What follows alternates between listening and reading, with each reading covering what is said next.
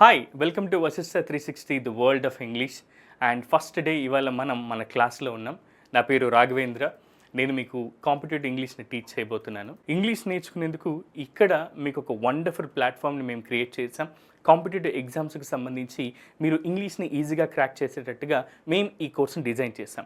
ఇందులో భాగంగా మనం బేసిక్స్ నుంచి నేర్చుకుందాం. ఎందుకు ఈ మాట అంటున్నానంటే, ఒక బిల్డింగ్ కట్టడానికి మనకు బేస్మెంట్ పునాది ఎంత ఇంపార్టెంటో, ఇంగ్లీష్ పార్ట్కి సంబంధించి కొన్ని బేసిక్ కాన్సెప్ట్స్ని మీరు నేర్చుకోవడం కూడా అంతే ఇంపార్టెంట్. ఆ ఉద్దేశంతోనే మేము ఈరోజు మీకు కొంచెం బేసిక్స్ పాయింట్స్ నుంచి ఇంగ్లీష్ నేర్పించాలనే ఇంటెన్షన్తో బేసిక్ క్లాసెస్ నేర్చుకుందాం. ఇవి నేర్చుకుంటేనే తర్వాత వచ్చే కాన్సెప్ట్స్ అనేవి మీకు చాలా చాలా చాలా చాలా ఈజీగా అర్థమవుతాయి. ఇది ఒక్క పాయింట్ మీరు గుర్తుపెట్టుకోండి. దయచేసి స్కిప్ చేయకుండా, ఒకవేళ మీరు 1.5x స్పీడ్లో కానీ 2x స్పీడ్లో కానీ కూడా పెట్టుకొని వినొచ్చు. సో చాలామందిలో ఉండే ఒక చిన్న కన్ఫ్యూజన్ ఏంటి అని అంటే, సార్ ఇంగ్లీష్ చాలా టఫ్ లాంగ్వేజ్ కదా అని అనుకుంటూ ఉంటారు. కాంపిటేటివ్ ఎగ్జామ్స్లో కూడా మాకు ఇంగ్లీష్ చాలా టఫ్ సార్, దానివల్లే మేము మంచి మంచి ఉద్యోగాలు కోల్పోతున్నాం అంటూ ఉంటారు. దానికంటే ముందు అసలు ఇంగ్లీష్ అనేది ఏంటి అని అంటే, కేవలం ఒక 26 అక్షరాల చిన్న భాష మాత్రమే. మన మాతృభాష, మన అమ్మ భాష తెలుగు. ఇది 56 అక్షరాలు ఉంది. చిన్నప్పటి నుంచి మనం దీన్ని అనర్గళంగా మాట్లాడగలుగుతున్నాం. మరి ఇంగ్లీష్ని ఎందుకు మాట్లాడలేం? ఎస్, దీనికి ఒక చిన్న రీజన్ చెప్తాను నేను. మన మాతృభాష, మన అమ్మ భాష తెలుగు. మనం తెలుగు భాష ఎలా నేర్చుకున్నాం? ఫస్ట్ అత్త, తాత, మా అని చిన్న చిన్న శబ్దాలు పలుకుతూ నేర్చుకున్నాం. ఆ తర్వాత పెద్ద పెద్ద పదాలు మాట్లాడుకుంటూ నేర్చుకున్నాం. ఆ పెద్ద పెద్ద పదాలతో పాటుగా ఎదుటి వాళ్ళని చూసి మిమైక్ చేస్తూ నేర్చుకున్నాం.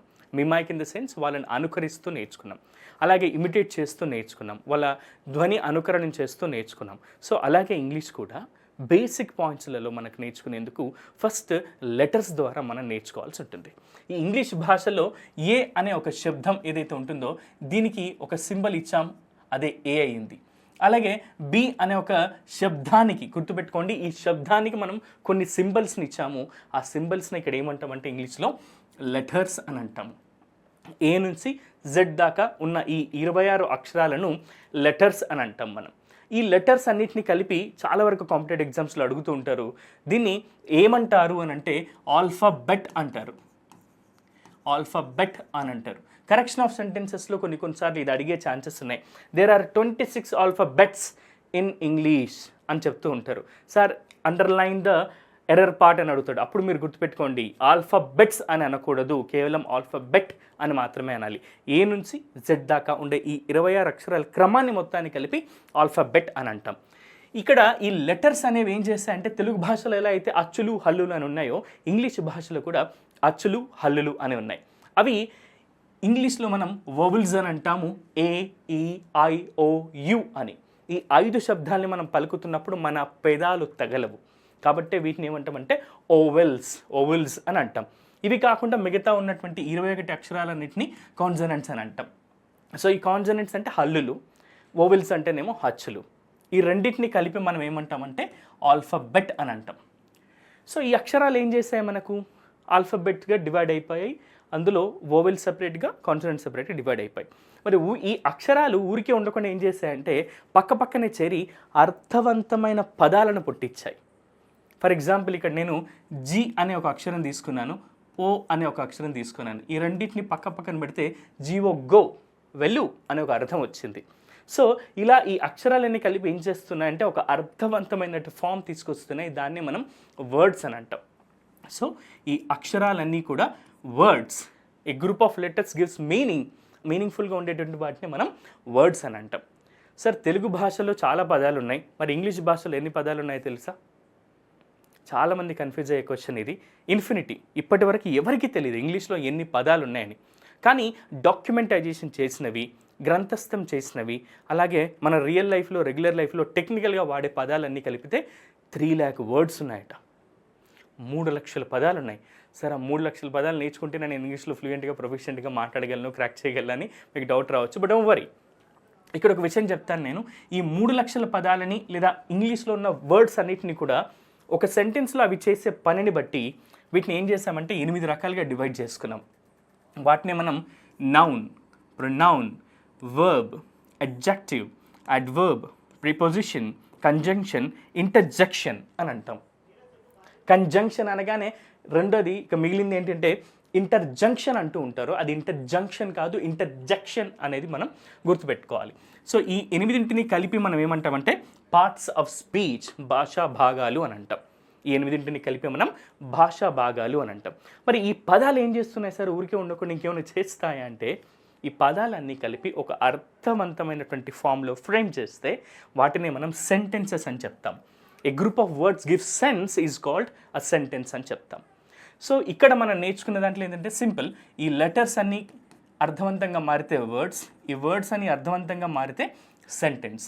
ఇక్కడ ఉన్నటువంటి ఈ శబ్దాలు ఏవైతే ఉన్నాయో ఓవెల్స్ అండ్ కాన్సనెంట్స్, వీటి శబ్దాల అధ్యయన శాస్త్రాన్ని ఏమంటారని చాలా వరకు కాంపిటేటివ్ ఎగ్జామ్స్లో అడుగుతూ ఉంటారు. Study of sounds is called phonetics. Phonetics శబ్దశాస్త్రము అని అంటాం. సో ఇది కూడా మీరు ఇంపార్టెంట్ పాయింట్ గుర్తుపెట్టుకోండి, కాంపిటేటివ్ ఆస్పిరెంట్స్ అందరికీ కూడా యూస్ఫుల్గా ఉంటుంది. సో మరి ఈ లెటర్స్ ద్వారా వర్డ్స్, వర్డ్స్ ద్వారా సెంటెన్సెస్, ఇవి మనం నేర్చుకున్నాం. ఇంగ్లీష్లో మేజర్గా మనం నేర్చుకోవాల్సిన బేసిక్ పాయింట్ ఎక్కడి నుంచి అంటే ఇక్కడి నుంచే, ఈ పార్ట్స్ ఆఫ్ స్పీచ్ నుంచి. ఇప్పుడు సింపుల్గా మనం చెప్పుకున్నాం అక్షరాలు, అక్షరాల నుంచి వర్డ్స్, వర్డ్స్ నుంచి సెంటెన్సెస్. సో ఫస్ట్ మనం వర్డ్స్ గురించి నేర్చుకుందాం. ఆ తర్వాత కాంపిటేటివ్ ఆస్పిరెంట్స్గా మీరు కొన్ని ఇంపార్టెంట్ పాయింట్స్ని, వాటిలోని రకాలని కూడా నేను మీకు పార్ట్స్ ఆఫ్ స్పీచ్లోని కైండ్స్ని కూడా ఒక్కొక్క దానికి డిఫరెంట్ ఆస్పెక్ట్స్లలో కాంపిటేటివ్ ఆస్పిరెంట్స్గా మీరు నేర్చుకోవాల్సిన పాయింట్స్లో నేను ఎక్స్ప్లెయిన్ చేయబోతున్నాను. సో నెక్స్ట్, ఈ పార్ట్స్ ఆఫ్ స్పీచ్ కంటే ముందు చాలామంది కన్ఫ్యూజ్ అయ్యేటటువంటి ఒక చిన్న పార్ట్ ఏంటి అని అంటే, ఇంగ్లీష్లో sir first person, second person, third person అని ఉంటారట కదా, వీటి గురించి చెప్పండి అని చాలామంది కన్ఫ్యూజ్ అవుతూ ఉంటారు. సడన్గా అడిగారు అనుకోండి, థర్డ్ పర్సన్ సింగులర్ ఏంటి, థర్డ్ పర్సన్ ప్లూరల్ ఏంటి, సెకండ్ పర్సన్ ప్లూరల్ ఏంటి అని అడిగితే కొంచెం కన్ఫ్యూజ్ అవుతూ ఉంటాం. సో అసలు ఏంటి ఈ ఫస్ట్ పర్సన్, ఏంటి ఈ సెకండ్ పర్సన్, ఏంటి ఈ థర్డ్ పర్సన్ అంటే మీకు ఒక చిన్న కథ చెప్తాను నేను. మీరు ఒక పెద్ద అపార్ట్మెంట్లో ఉంటున్నారు, మీరు మీ ఫ్యామిలీతో పాటు. సడన్గా భూకంపం వచ్చింది అనుకోండి, జస్ట్ ఒక ఎర్త్క్వేక్ వచ్చింది. అప్పుడు మీరు ఏం చేస్తారు?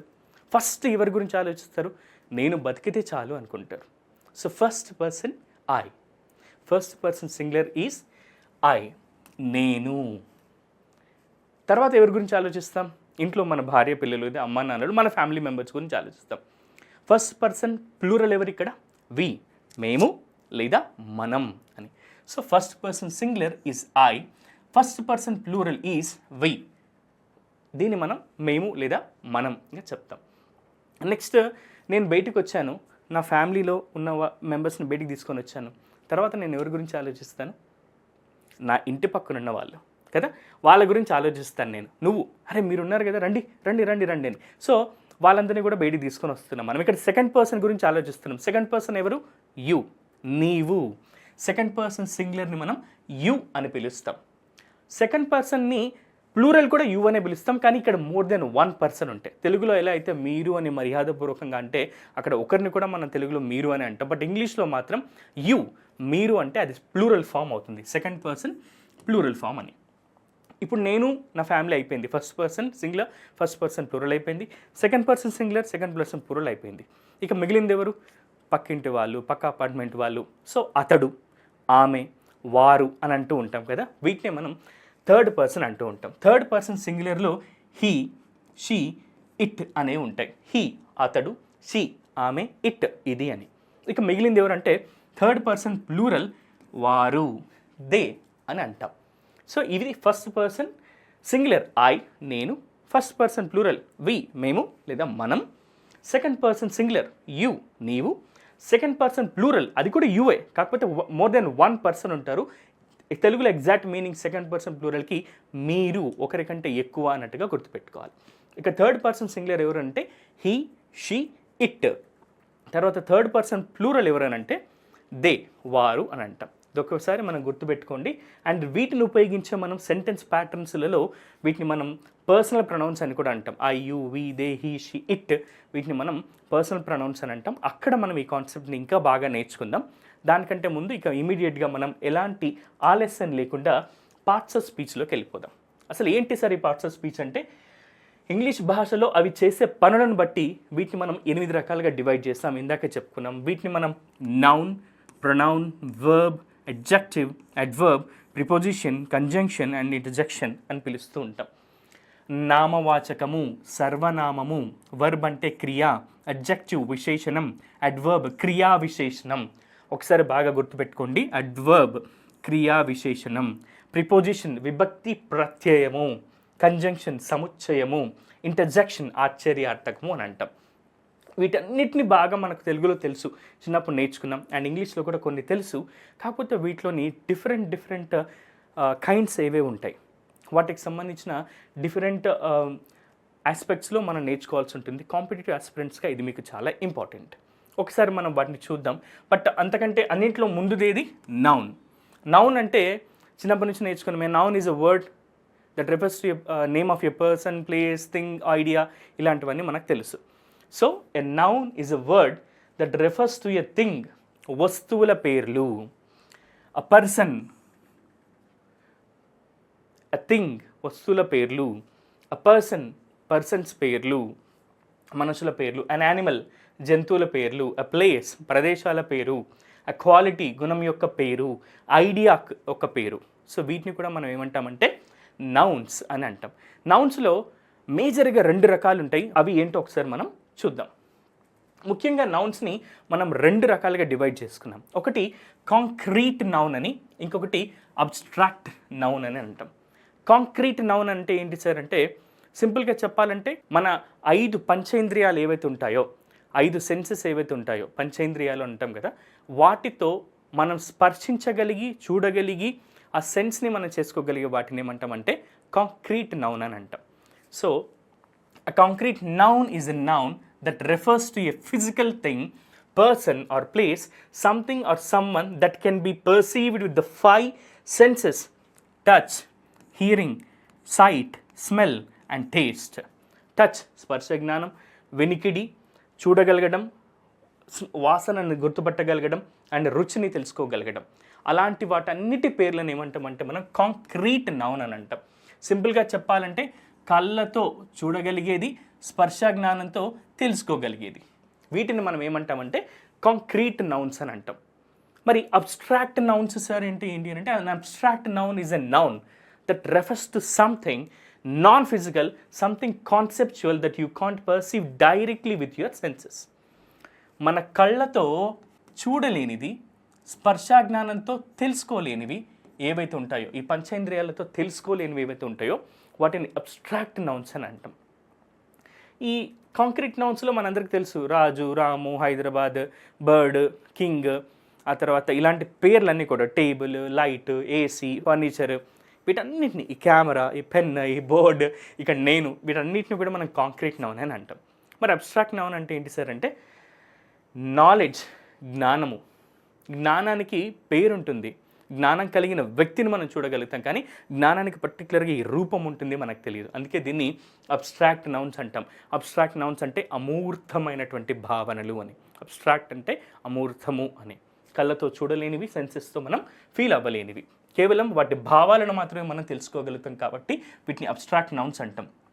Wisdom, tension, hope, love, peace, success, adulthood, వీటన్నిటిని కూడా మనం ఏమంటాం సార్ అంటే అబ్స్ట్రాక్ట్ నౌన్స్ అని అంటాం.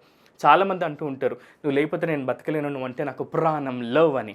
సో ఆ లవ్ కంటే ఒక రూపం ఉండేది, ఇట్స్ అన్ అబ్స్ట్రాక్ట్ నౌన్, గుర్తుపెట్టుకోండి. మరి ఈ కాంక్రీట్ నౌన్లో మళ్ళీ మనం ఏం చేస్తాం సార్ అంటే వీటిని డిఫరెంట్ పార్ట్స్గా డివైడ్ చేసుకున్నాం. ఏంటి ఆ కాంక్రీట్ నౌన్లో డిఫరెంట్ పార్ట్స్ అని అంటే, మనకు ఆల్రెడీ చెప్పుకున్నాం, కాంక్రీట్ నౌన్ అంటే కళ్ళతో చూడగలిగేవి, స్పర్శ, ఈ పంచేంద్రియాలు ఏవైతే ఉన్నాయో వాటితో మనం సెన్సెస్ని ఫీల్ అవ్వగలిగేవి ఏమంటామంటే కాంక్రీట్ నౌన్స్ అని అంటాం. దీంట్లో డిఫరెంట్ టైప్స్ ఉన్నాయి, అవి ఒకసారి మనం చూద్దాం. ఈ కాంక్రీట్ నౌన్లో మొదటిది వచ్చేసి, డిఫరెంట్ టైప్స్ ఆఫ్ కాంక్రీట్ నౌన్స్లో మొదటిది ప్రాపర్ నౌన్ అని అంటాం. ప్రాపర్ నౌన్ అంటే words for specific things, people and places. సింపుల్గా చెప్పాలంటే స్పెసిఫిక్గా ఉండేటటువంటి వస్తువులు, వ్యక్తులు, ప్రదేశాల పేర్లని మనం ఏమంటాం అంటే ప్రాపర్ నౌన్ అని అంటాం.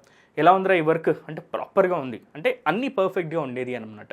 సో ఆ ప్రాపర్ నౌన్ ఏమేమి ఉంటాయి? ఫర్ ఎగ్జాంపుల్ రఘు, నా పేరు Raghavendra, Hyderabad, Sita, London, India, table. So ఇవన్నీ కూడా, వీటన్నిటిని మనం ఏమంటామంటే ఇక్కడ ప్రాపర్ నౌన్స్ అని చెప్తాం. సో మీ ఫ్రెండ్స్ పేర్లు, మీ పేర్లు, అండ్ అలాగే మీరుంటున్న ఊరి పేరు, సో వీటన్నిటిని ఏమంటాం అంటే ప్రాపర్ నౌన్స్ అని అంటాం. ఇక రెండవది ఏంటి అని అంటే కామన్ నౌన్. కామన్గా ఉండేవి, అన్నింటికీ కామన్గా ఉండేవి, words for types of things, people and places. సింపుల్గా చెప్పాలంటే కామన్ నౌన్ ఏంటంటే, మీకు ఒక కుక్క ఉంది అనుకోండి, కుక్క పేరు స్నూపీ. స్నూపీ అని అంటేనేమో అది ప్రాపర్ నౌన్ అవుతుంది, ఎందుకంటే అదొక కుక్క అయినప్పటికీ దానికి మీరు ఒక పేరు పెట్టారు కాబట్టి అది ప్రాపర్ నౌన్ అవుతుంది. అదే ఇక్కడ కామన్ నౌన్లోకి వచ్చేసరికి అది డాగ్, అదొక కుక్క మాత్రమే. అది కామన్గా అన్ని కుక్కలు ఉంటాయి, ఆ కుక్క కూడా ఈ కుక్కగానే మారిపోతుంది. సో కామన్ నౌన్ అంటే ఏంటి అని అంటే అన్నిటికీ కలిపి కామన్గా ఉండే నేమ్స్ అనమాట. వాటిని స్పెసిఫిక్గా కాకుండా, పర్టికులర్గా ప్రాపర్గా కాకుండా కామన్గా అన్నిటికీ కలిపి ఉండేటువంటి వాటిని కామన్ నౌన్స్ అంటాం. Dog, cat, city, boy, girl, man, women. So ఇలాంటివన్నిటిని కూడా మనం కామన్ నౌన్స్ అని చెప్తాం. ఇప్పుడు సింపుల్ ఎగ్జాంపుల్ చెప్తాను, గుర్తుపెట్టుకోండి. మీకు ఇష్టమైన కుక్క పేరు స్నూపీ. సో ఆ స్నూపీ అనే పేరు ఏమవుతుందంటే మనకి ఇక్కడ ప్రాపర్ నౌన్ అవుతుంది. ఆ స్నూపీ అనేది ఒక డాగ్ కాబట్టి అది కామన్ నౌన్ అవుతుంది. ఈ కాంక్రీట్ నౌన్లో మూడోది ఏంటి అని అంటే కలెక్టివ్ నౌన్. కలెక్షన్ అనగానే తెలుసు మనకి ఒకటి కంటే ఎక్కువగా ఉండేటటువంటి సమూహం అని. కలెక్షన్ అంటేనే అది కదా, మోర్ దెన్ అన్నిటినీ కలిపి ఒక దగ్గర కలిపినప్పుడు అది కలెక్షన్ అవుతుంది. సో అలాంటి కలెక్టివ్ నౌన్ ఏమంటామంటే is any noun that is used to name a group of something. అది మనుషుల గ్రూప్ అయినా అయిండొచ్చు, జంతువుల గ్రూప్ అయినా అయిండొచ్చు, వస్తువుల గ్రూప్ అయినా అయిండొచ్చు, లేదా మిగతా వాటి గ్రూప్స్ అయినా అయిండొచ్చు. ఆ గ్రూప్స్ అన్నిటికీ కలిపి మనం ఇచ్చేటటువంటి పేరుని ఏమంటామంటే కలెక్టివ్ నౌన్స్ అని అంటాం. ఫర్ ఎగ్జాంపుల్ మనం ఇక్కడ ఉన్నాం, మనది క్లాస్ రూమ్ అనుకుందాం. మన క్లాస్ రూమ్లో అందరం కూర్చున్నాం, ఒక 100 మంది స్టూడెంట్స్ కూర్చున్నాం, నేను ఉన్నాను. మన ఈ మొత్తం ప్లేస్ని ఏమంటామంటే క్లాస్ రూమ్ అని అంటాం. It's a collective noun. అలాగే ఆర్కెస్ట్రా, వాద్య బృందం, అందరూ ఒక 10 మందికి కలిపి ఒక బ్యాండ్ ఉంది, దాన్ని మనం ఆర్కెస్ట్రా అని పిలుస్తాం. స్టాఫ్, సిబ్బంది, ఒక 20 మంది సిబ్బంది ఉన్న రూమ్లో ఉన్నారు, దాన్ని ఏమంటామంటే స్టాఫ్ రూమ్ అని అంటాం. నెక్స్ట్ బంచ్, కొన్నింటిని కలిపి ఒక కట్టగా మారిస్తే దాన్ని బంచ్ అంటాం. ఇక ఆర్మీ, ఎక్కువ మంది సైనికులు ఉన్న ఒక గ్రూప్ని. సో ఇలాంటి వాటన్నిటిని మనం ఏమంటామంటే కలెక్టివ్గా ఉండేటటువంటి వాటిని మనం కలెక్టివ్ నౌన్స్ అని చెప్తాం. ఇక నెక్స్ట్ వచ్చేసి material noun. The material noun is the noun that refers to a physical matter, which can be seen, touched or felt. It can be a countable or uncountable. So ఇక్కడ మళ్ళీ మీకు ఒక doubt రావచ్చు, sir countable అంటే ఏంటి, uncountable అంటే ఏంటి? Count అంటే ఏంటి, ఇక్కడ లెక్కించదగినవి అని. కౌంటబుల్ అంటే ఏవైనా వస్తువుల్ని మనం లెక్కించగలిగితే వాటిని కౌంటబుల్ నౌన్స్ అంటాం. లెక్కించలేనివి అయితేనేమో అన్కౌంటబుల్ నౌన్స్ అవుతాయి. అవి మనకు నెక్స్ట్ ఇప్పుడు రాబోయే క్లాస్లో నేను చెప్తాను. సో ఇక్కడ మెటీరియల్ నౌన్ అంటే ఏంటి అని అంటే ఈ మెటీరియల్ నౌన్ అనేది తప్పకుండా ఒక ఫిజికల్ మ్యాటర్ని రిఫర్ చేస్తుంది. అందులో మనకు అందరికీ తెలిసిందే ఎయిర్, గాలి, శాండ్, ఇసుక, cement, stone, wood, metal, plastic, gold, silver, iron, copper, ఇలాంటివన్నిటిని కూడా మనం ఏమంటామంటే మెటీరియల్ నౌన్స్ అని అంటాం. So these are material nouns. ఇవి కౌంటబుల్ అయినా ఉండొచ్చు, అన్కౌంటబుల్ అయినా ఉండొచ్చు. ఇది ఒకటి మీరు గుర్తుపెట్టుకోండి. సో ఇక్కడ మనం నేర్చుకున్నది ఏంటి అని అంటే నౌన్స్ అనేవి 2 రకాలు మేజర్గా. అందులో మొదటిది కాంక్రీట్ నౌన్స్, రెండవది అబ్స్ట్రాక్ట్ నౌన్స్. కాంక్రీట్ నౌన్స్లో మళ్ళీ 4 రకాలు ఉన్నాయి. అదేంటి అని అంటే proper nouns, common nouns, collective nouns and material nouns అని. అలాగే ఇక్కడ ఇంకొక విషయం మీ అందరికీ చెప్పాలి నేను. కౌంటబుల్ నౌన్స్ అని అంటే ఏంటంటే నౌన్స్ విచ్ ఆర్ కౌంటబుల్. ఏవైతే లెక్కించదగినవి ఉంటాయో వాటిని మనం కౌంటబుల్ నౌన్స్ అని అంటాం. సో కౌంటబుల్ నౌన్స్ ఎప్పుడైనా సరే ప్లూరల్స్ అనేవి ఉంటాయి. ఇదొక్క విషయం గుర్తుపెట్టుకోండి. కౌంటబుల్ నౌన్స్ ఎప్పుడైనా సరే సింగులర్ కాకుండా ప్లూరల్గా కూడా ఉంటాయి. సింగులరే కాదు, ఇవి ప్లూరల్గా కూడా ఉంటాయి. ఎందుకంటే వీటిని మనం లెక్కించగలుగుతాం. ఒకటి ఉందనుకోండి 1 అని చెప్తాం, ఒకటి కంటే ఎక్కువ ఉన్నాయనుకోండి ప్లూరల్ అని చెప్తాం. సింపుల్గా చెప్పాలంటే మనకు ఏకవచనం, బహువచనం అవి కూడా మనకు ఉంటాయి. Singular nouns and plural nouns ఉంటాయి. ఈ కాన్సెప్ట్ తర్వాత నెక్స్ట్ దాన్ని మీకు నేను ఎక్స్ప్లెయిన్ చేయబోతున్నాను. సో కౌంటబుల్ నౌన్స్ అనేవి లెక్కించదగినటువంటి నౌన్స్ ఏవైతే ఉంటాయో వాటిని మనం కౌంటబుల్ నౌన్స్ అంటాం. ఫర్ ఎగ్జాంపుల్ ఫ్యాన్, లైట్, ఇక పెన్, చైర్, బుక్, టేబుల్ ఇవన్నీ కూడా లెక్కించదగినవి. 1 ఉంది, 2 ఉన్నాయి, 3 ఉన్నాయి, 4 ఉన్నాయి కాబట్టి వీటిని మనం కౌంట్ చేయగలుగుతున్నాం. అలాంటి వాటిని మనం కౌంటబుల్ నౌన్స్ అని అంటాం. ఇక next uncountable nouns. Uncountable nouns అంటే లెక్కించలేనివి. నౌన్స్ విచ్ ఆర్ అన్కౌంటబుల్, మనం కౌంట్ చేయలేనివి. ఫర్ ఎగ్జాంపుల్ ఒక గంపెడు ఇసుక తెచ్చి మీ ముందు పోసారనుకోండి, లెక్క పెట్టండి ఇందులో ఎన్ని ఇసుక రేణువులు ఉన్నాయంటే మనం పెట్టగలుగుతామా? దట్ ఈస్ అన్కౌంటబుల్ అనమాట. కానీ అది మెటీరియల్ నౌన్ అవుతుంది. బట్ ఇక్కడ నేను మీకు ఎగ్జాంపుల్ కోసం చెప్తున్నాను. And uncountable nouns don't have plurals. Uncountable nouns don't have plurals. వీటికి మనకు ప్లూరల్స్ ఉండవు. They are always used as singular nouns. గుర్తుపెట్టుకోండి, అన్కౌంటబుల్ నౌన్స్ ఎప్పుడైనా సరే సింగులర్ నౌన్స్గానే మనం యూస్ చేస్తాము. కొన్ని ఎగ్జాంపుల్ చూద్దాం. Water, rice, sugar, oil, fire, hair, air etcetera. వీటన్నిటి మనం ఏం చెప్తాం సార్ అంటే అన్కౌంటబుల్ నౌన్స్ కిందనే చెప్తాం. సో అన్కౌంటబుల్ నౌన్స్లో వాటర్ని మనం కొలవగలుగుతాం, కానీ ఇది ఎంత ఉంది అని చెప్పేసి కొలవగలం, కానీ దాన్ని మొత్తాన్ని కూడా కౌంట్ చేయలేం మనం. సో కాబట్టి ఇది అన్కౌంటబుల్ నౌన్ అవుతుంది. అండ్ రైస్లో ఎన్ని గ్రెయిన్స్ ఉన్నాయి అనేది మనం కౌంట్ చేయలేం, కాబట్టి that is uncountable noun. Sugar, oil, fire, hair, air. So వీటన్నిటిని కూడా మనం ఏం చెప్తామంటే అన్కౌంటబుల్ నౌన్స్ కింద మనం చెప్తాం. సో కౌంటబుల్ నౌన్స్ అంటే ఏవైతే లెక్కించదగినటువంటి నౌన్స్ ఉంటాయో వాటిని మనం కౌంటబుల్ నౌన్స్ అంటాం. అన్కౌంటబుల్ అంటే లెక్కించలేనివి ఏవైతే ఉంటాయో వాటిని మనం అన్కౌంటబుల్ నౌన్స్ అంటాం. ఇక ఇందాక చెప్పినటువంటి సింగులర్ అండ్ ప్లూరల్ అనే కాన్సెప్ట్ ఒకసారి మీకు నేను చెప్తాను. సింగులర్ అంటే ఏకవచనము.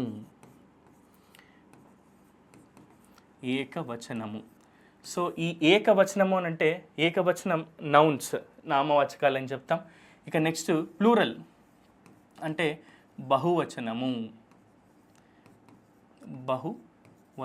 సో బహువచన నౌన్స్, ఏకవచన నౌన్స్ ఉన్నాయి. ఫర్ ఎగ్జాంపుల్ నా దగ్గర ఒక పెన్ ఉంది సార్, ఇదిగోండి ఇక్కడ పెన్ ఒకటి ఉంది, కాబట్టి ఇది ఏకవచనం, సింగులర్ నౌన్ అవుతుంది. దీనికి ప్లూరల్ ఏమవుతుంది సార్?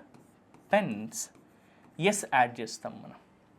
నెక్స్ట్ టేబుల్, ఒక టేబుల్ ఉంది ఇక్కడ, దీన్ని సింగులర్ నౌన్స్ ఒకటి ఉంది కాబట్టి ఒకటి కంటే ఎక్కువ ఉన్నాయి, అటువంటప్పుడు వీటిని ఏమంటామంటే మనం టేబుల్స్ అని అంటాం. నెక్స్ట్ లైట్, ఇక్కడ ఒక లైట్ ఉంది, సో ఇది ఒకటే లైట్ ఉంది కాబట్టి దీన్ని ఏమంటానంటే నేను సింగులర్ నౌన్ అవుతుంది, ఏకవచనం అవుతుంది. దీనికి ప్లూరల్ ఏమవుతుంది సార్ అంటే లైట్స్ అని. సో వీటిలో మళ్ళీ different type of singular plural nouns ఉన్నాయి. వీటికి సంబంధించిన రూల్స్ని ఒక్కొక్కటి కూడా మనం ఇప్పుడు చూద్దాం. సో ఈ సింగులర్ నౌన్ని ప్లూరల్ నౌన్గా మార్చడానికి చాలామంది స్పెల్లింగ్ రూల్స్లలో చాలా వరకు కన్ఫ్యూజ్ అయ్యేది ఇక్కడ అంటే ఈ నౌన్స్ని సింగులర్ నుంచి ప్లూరల్కి మార్చేటప్పుడు మాత్రమే. చాలా వరకు పోటీ పరీక్షలలో కామన్గా అడిగేటటువంటి సింపుల్ లాజికల్ క్వశ్చన్స్లో ఇవి కూడా ఉంటాయి. ఇవి కరెక్షన్ ఆఫ్ సెంటెన్సెస్లో భాగంగా వస్తాయి, వొకాబులరీ బిల్డింగ్లో భాగంగా వస్తాయి, అండ్ వొకాబులరీ రిలేటెడ్ క్వశ్చన్స్లో భాగంగా వస్తాయి. ఇచ్చినటువంటి ఒక నౌన్ ఏదైతే ఉంటుందో దాన్ని ప్లూరల్గా మార్చేందుకు కొన్ని సర్టెన్ రూల్స్ అనేవి ఉన్నాయి. వాటిని ఇవాళ మనం చూద్దాం. ఇది చాలా ఇంపార్టెంట్, దయచేసి వినండి, తర్వాత ఫ్యూచర్ క్లాసెస్కి ఇది చాలా బాగా హెల్ప్ అవుతుంది.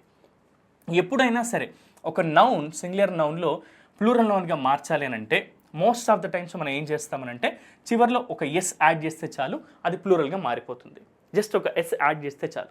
కొన్ని ఎగ్జాంపుల్ చెప్తాను మీకు. బాటిల్, BOTTLE, బాటిల్స్ అని ఉంది, దీన్ని బాటిల్స్గా ఎస్గా యాడ్ చేస్తే చాలు, ప్లూరల్గా మారిపోతుంది. ఫర్ ఎగ్జాంపుల్ కప్, దీనికి ఎస్ యాడ్ చేస్తే cups. Pencil, pencils. Desk, desks. Windows, ఇలా మారిపోతుంది. సింపుల్గా ఎస్ యాడ్ చేస్తే చాలు. మరి ఎప్పుడు ఎస్ యాడ్ చేయాలి, ఎప్పుడు ఈఎస్ యాడ్ చేయాలి, ఎప్పుడు ఐఎస్ యాడ్ చేయాలి అనేది కొన్ని రూల్స్ ఉన్నాయి, వాటిని మనం చూద్దాం. ఫర్ ఎగ్జాంపుల్ ఎప్పుడైనా సరే ఒక సింగులర్ నౌన్ ఎండ్ అయ్యేది ఎస్తో కానీ, ఎస్ఎస్తో కానీ, సిహెచ్తో కానీ, ఎస్హెచ్తో కానీ, ఓతో కానీ, ఎక్స్తో కానీ. 6 చాలా చాలా ఇంపార్టెంట్. ఇవి షడ్రుచుల్లాగా 6 చాలా ఇంపార్టెంట్. అవి ఏంటి అని అంటే ఎస్తో ఎండ్ అయినా కానీ, లేదా ఎస్తో ఎండ్ అయినా కానీ, సిహెచ్తో ఎండ్ అయినా కానీ, ఎస్హెచ్తో ఎండ్ అయినా కానీ, ఓతో ఎండ్ అయినా కానీ, ఎక్స్తో ఎండ్ అయినా కానీ, చివరికి మనం యాడ్ చేయాల్సిన పదం అక్షరాలు ఏంటి అని అంటే ఈఎస్ అనేది మనం యాడ్ చేయాల్సి ఉంటుంది. అది ప్లూరల్గా మార్చడానికి ఏకవచనం నుంచి బహువచనం నామవాచకాల్లోకి, సింగులర్ నౌన్ నుంచి ప్లూరల్ నౌన్లోకి మార్చేటప్పుడు. ఫర్ ఎగ్జాంపుల్ బాక్స్, ఇక్కడ చివరి అక్షరం ఎక్స్ ఉంది, దీనికి ఈఎస్ యాడ్ చేస్తే బాక్సెస్గా మారుతుంది. నెక్స్ట్ వాచ్, చివర సిహెచ్ ఉంది, దీన్ని వాచెస్గా మార్చడానికి. వాచ్ అంటే గడియారము, మళ్ళీ వాచ్ WATCH వాచ్ అంటే చూచుట, అదొక వర్బ్, అదొక విషయం మీరు గుర్తుపెట్టుకోండి. ఇది ప్లూరల్గా మార్చాలంటే ఇక్కడ సిహెచ్ ఉంది కాబట్టి నౌన్లో చివరికి ఈఎస్ యాడ్ చేస్తే వాచెస్ ప్లూరల్ ఫామ్గా మారిపోతుంది. నెక్స్ట్ బస్, చివరన ఎస్ వచ్చింది కాబట్టి ఇది ప్లూరల్ ఫామ్ చేయాలంటే బస్ ఎస్, BUSES అనేది మారుతుంది. నెక్స్ట్ గ్లాస్, చివర ఎస్ఎస్ వచ్చింది, 2 Sలు ఉన్నాయి, దీన్ని ప్లూరల్గా మార్చాలంటే గ్లాసెస్, చివరన ఈఎస్ యాడ్ చేస్తే సరిపోతుంది. నెక్స్ట్ బ్రష్, చివరన ఎస్హెచ్ వచ్చింది, ఈఎస్ యాడ్ చేస్తే బ్రషెస్గా మారిపోతుంది. మ్యాంగో, చివరన ఓ వచ్చింది, దీనికి చివరిలో ఈఎస్ యాడ్ చేస్తే ఇది ప్లూరల్ ఫామ్గా మారిపోతుంది. ఎప్పుడైనా రూల్ గుర్తుపెట్టుకోండి, సింగులర్ నౌన్స్ ఎప్పుడైతే ఉంటాయో ఆ సింగులర్ నౌన్ చివరిలో ఎస్ కానీ ఎస్ఎస్ కానీ సిహెచ్ కానీ ఎస్హెచ్ కానీ ఓ కానీ ఎక్స్ కానీ ఉన్నట్టయితే సింపుల్గా చివరిలో ఈఎస్ యాడ్ చేస్తే చాలు, అది ప్లూరల్ ఫామ్గా మారిపోతుంది. ఇంకొన్ని రూల్స్ ఉన్నాయి, చూద్దాం.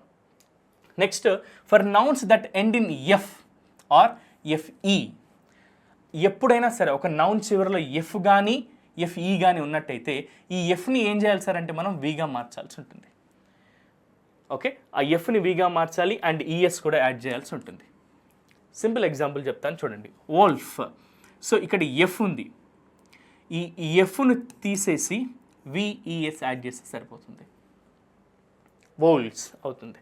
వైఫ్, ఇక్కడ ఎఫ్ ఉంది, ఈ ఎఫ్ని మనం విఈఎస్గా మార్చాల్సి ఉంటుంది.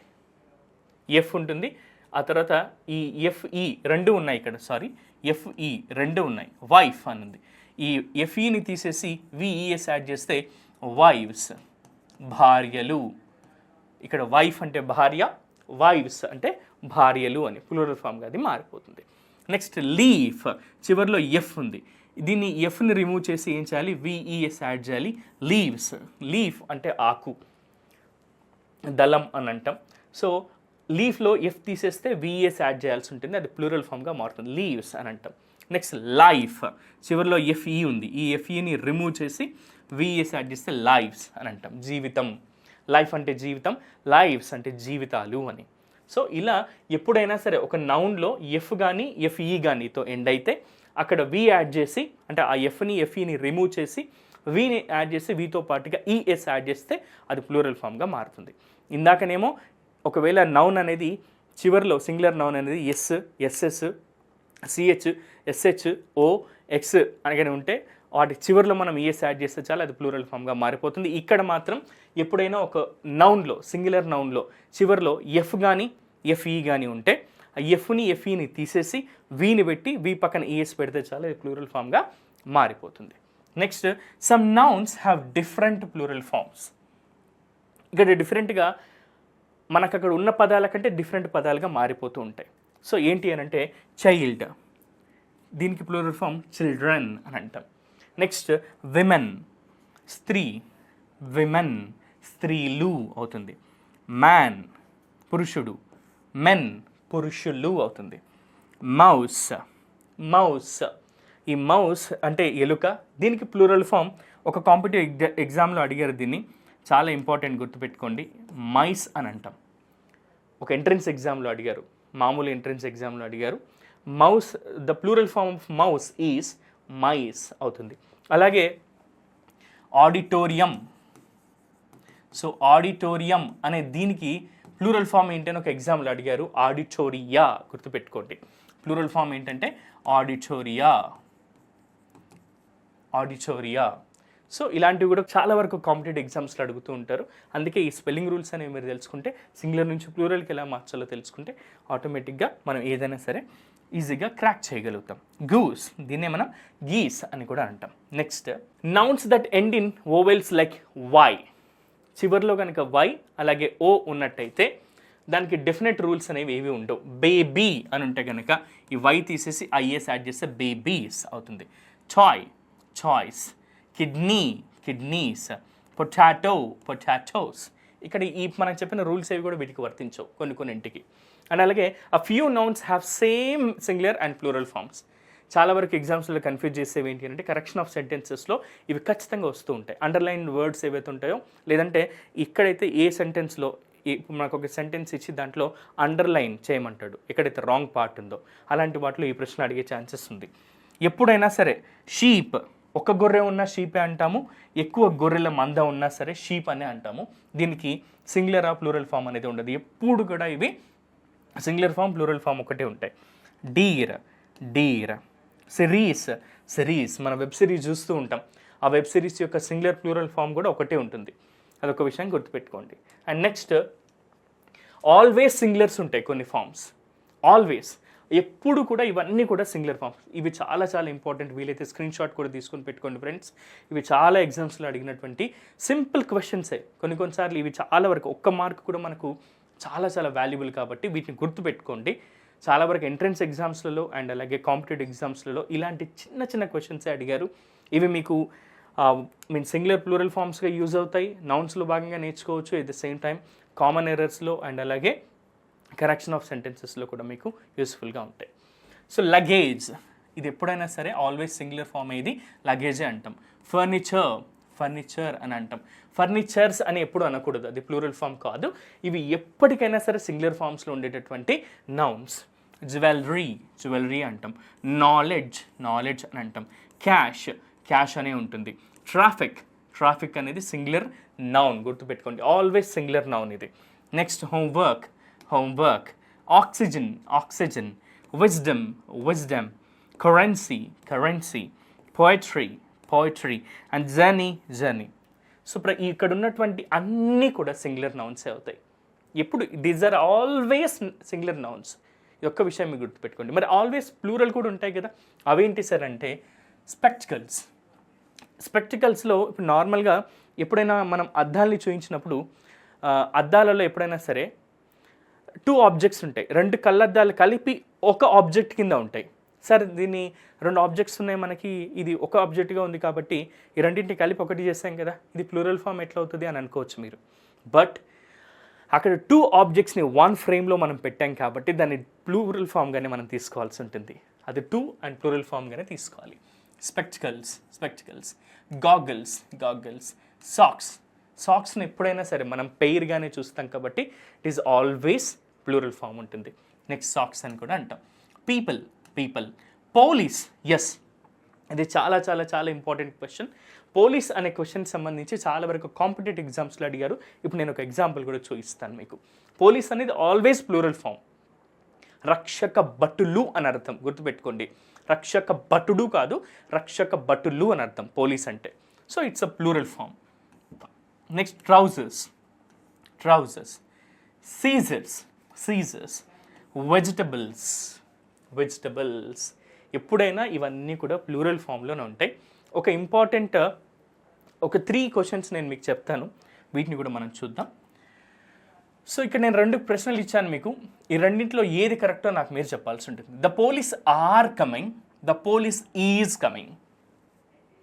Just think over the answer. Just think about the answer. The police are coming is correct answer. ఎందుకు సార్ అంటే ఇది ప్లూరల్ ఫామ్ సార్, అందుకనే are correct. This is absolutely wrong. The police is coming అనేది grammatically error. So police అనేది plural form కాబట్టి దాని పక్కన are అనేది మనకి రావాల్సి ఉంటుంది. This is my spectacles are these are my spectacles. ఇందాక చెప్పుకున్నాం సార్, స్పెక్టికల్స్ అనేవి ప్లూరల్ ఫామ్ సార్, కాబట్టి ఇది కరెక్ట్ ఆన్సర్ అవుతుంది. దిస్ ఈజ్, ఇక్కడ ఈజ్ అనేది సింగులర్ ఫామ్ ఉంది, సింగులర్కి ఉపయోగించినటువంటి వర్బ్ కాబట్టి ఇది రాంగ్. ఇది ప్లూరల్ ఫామ్. మనకు కావాల్సిన వర్బ్ ఏంటి ఇక్కడ?